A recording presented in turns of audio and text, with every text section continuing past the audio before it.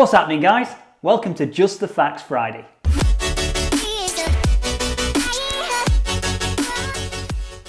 Okay guys, let's get into it. So it's vintage hipster photos graded inside Lightroom. Let's get in it. Okay guys, so we are in Lightroom here and we've got our image loaded up. We are in the developer section of the Lightroom program and we're going to start making this photograph look a little bit more vintage.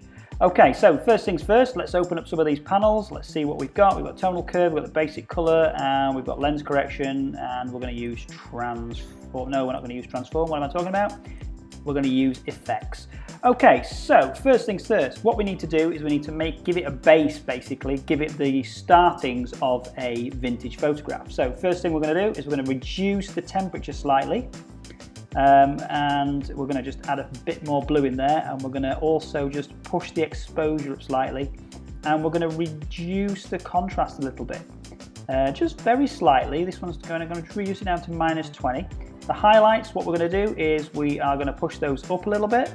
The shadows we're going to pull right out so that there's this sort of 40-50 mark, just to give a little bit more detail in the image itself, in the highlights of her hair, down here on the pavement side of this lovely lake.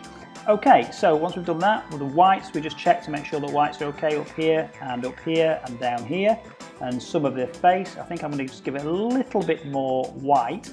Not too much, and I'm going to drop the blacks quite significantly. That counteracts the shadows, the highlights, and the white adjustment that I've done. We're not going to stay with this dark black. What we're going to do is we're going to reduce that slightly in a little minute.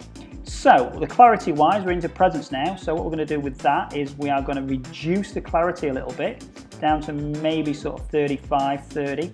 That's just to soften the edges of this image off, just to sort of soften the edges of her face a little bit, so that she's not quite as clear. As you can see, we're going right down.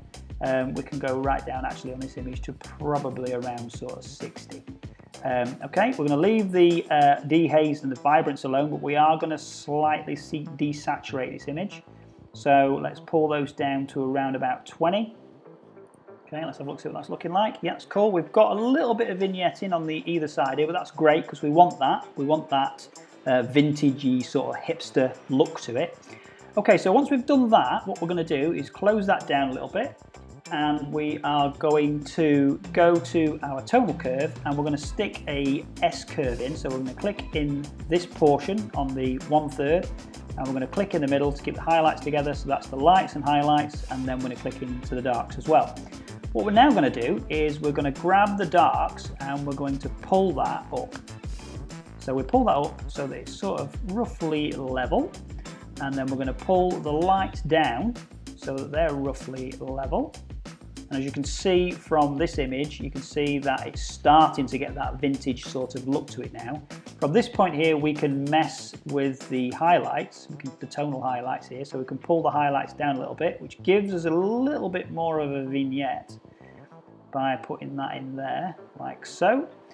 What we can do is here on lens corrections, we're going to leave the profile correction alone because we don't want it to correct this vignette out. We want to just remove any chromatic aberrations. So we can close that out of the way. We can also just pop in a little bit more of a vignette, and then we can start to go down and just basically tweak what we've already done in the basics section, make sure that it actually sits how you want it to sit. So we can just go through and make sure that what we've got looks like it should look.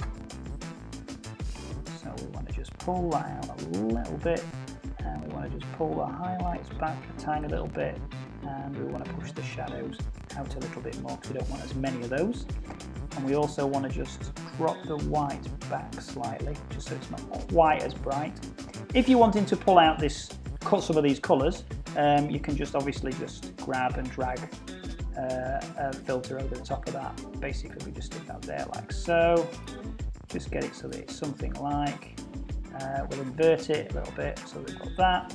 And then from that point on there, we can then pull in some of the colours. So we can underexpose this slightly, and we can add a bit more contrast to it, just to give it a little bit more depth. And we can position that roughly wherever we want it to be. So we'll make that sort of like there. Okay guys, that's it. So if you found this tutorial useful, you may find the other teal and orange ones useful. I'll put a card up here somewhere and you can click on that and view that tutorial as well. They're all very quick. If you did like it, please do subscribe below and like it and leave a comment if you so desire. I will get back to you, and please do link me into some of your work if you've done these color effects, these gradings. Be very interested to see what they look like, and I will see you guys next week.